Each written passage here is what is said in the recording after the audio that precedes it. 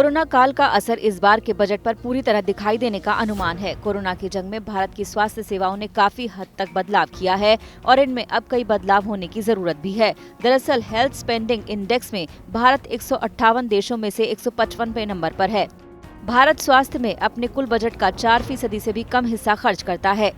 इस मामले में पाकिस्तान, नेपाल और बांग्लादेश तो भारत से आगे हैं ही। दुनिया का दूसरे सबसे नंबर का गरीब देश बुरुंडी भी अपनी जीडीपी के करीब 12% के बराबर स्वास्थ्य पर खर्च करता है। अब कोरोना काल में भारत की अर्थव्यवस्था के खस्ता हाल होने की सबसे बड़ी वजह दुनिया के सबसे सख्त लॉकडाउन में से एक का लागू होना है। भारत को कड़ा लॉकडाउन लगाकर कोरोना से लड़ने लायक हेल्थ इंफ्रास्ट्रक्चर तैयार करने में वक्त लग गया। इसकी वजह ये जीडीपी का बेहद कम अनुपात हेल्थ पर खर्च करना रहा। WHO के हिसाब से स्वास्थ्य पर जीडीपी के 15% के बराबर खर्च होना चाहिए।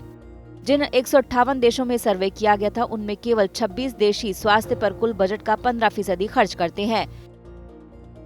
अब पीएम की अर्थशास्त्रियों के साथ बैठक में उनको ये सुझाव मिला है कि भारत को स्वास्थ्य पर खर्च बढ़ाने की जरूरत है।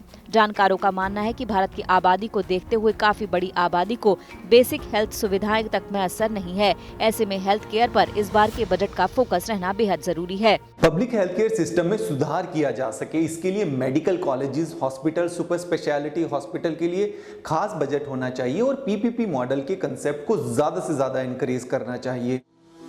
नेशनल हेल्थ प्रोफाइल 2019 के मुताबिक भारत में प्रति 1000 लोगों पर अस्पतालों में महज 0.55 बिस्तर हैं। WHO के मुताबिक प्रति 1000 की आबादी पर 5 बिस्तर होने चाहिए। हेल्थ के अलावा अर्थशास्त्रियों ने शिक्षा पर भी खर्च बढ़ाने का सुझाव दिया है। कोरोना के चलते मार्च से ही स्कूल कॉलेज बंद पड़े हैं और लगातार ऑनलाइन तरीके से पढ़ाई चल रही है। सुविधाओं के अभाव में गरीब तबके की इस ऑनलाइन शिक्षा तक पहुँच बेहद मुश्किल है। भारत में जीडीपी का 4.6% ही शिक्षा पर खर्च होता है। नीति आयोग के मुताबिक देश में एजुकेशन की क्वालिटी बढ़ाने के लिए शिक्षा पर खर्च बढ़ाकर 6% किया जाना चाहिए। 1966 में गठित पहले शिक्षा आयोग कोठारी कमीशन ने शिक्षा पर जीडीपी का 6% खर्च करने की सिफारिश की थी, जिसके बाद 1968, 1986 और 1992 के एक्शन प्लान को दोहराया गया, लेकिन कभी भी इस लक्ष्य को हासिल नहीं किया गया।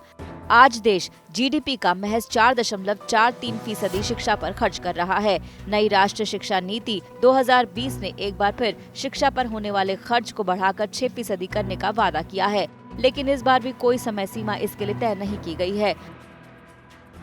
कुछ शिक्षाविद शिक्षा पर 6% बजट आवंटन को भी कम ही मानते हैं और इसे 10% करने की मांग कर रहे हैं। सरकार ने शिक्षा के प्रति 6% जीडीपी एलोकेशन की ओर संकेत किया है, पर हमें उम्मीद है कि यह धीरे धीरे बढ़कर 10% हो जाएगा, जिससे हमें शिक्षा क्षेत्र के R&D इंफ्रास्ट्रक्चर को मजबूत बनाने में मदद होगी। एजुकेशन के अंदर रिसर्च का होना बहुत ज़रूरी है, तो जो रिसर्च के ऊपर स्पेंडिंग है गवर्नमेंट पे वो उसके लिए अलग से एलोकेशन करना चाहिए, ताकि हम जो नई टेक्नोलॉजी है उसको भारत में लेके आ सकें और जो छोटे बच्चे हैं स्पेशली एलिमेंट्री एजुकेशन तक के उनके घर घर तक कोने कोने तक पहुंचा सकें। इस कोविड टाइम में जो सबसे बड़ी परेशानी हुई वो ये हुई कि जो गवर्नमेंट स्कूल का बच्चा था या जो बच्चा गवर्नमेंट या स्टेट रन स्कूल्स में जाता था उस तक एजुकेशनल टेक्नोलॉजी का फ़ायदा नहीं पहुँच पाया, तो उसके ऊपर भी बहुत खर्चा होना चाहिए।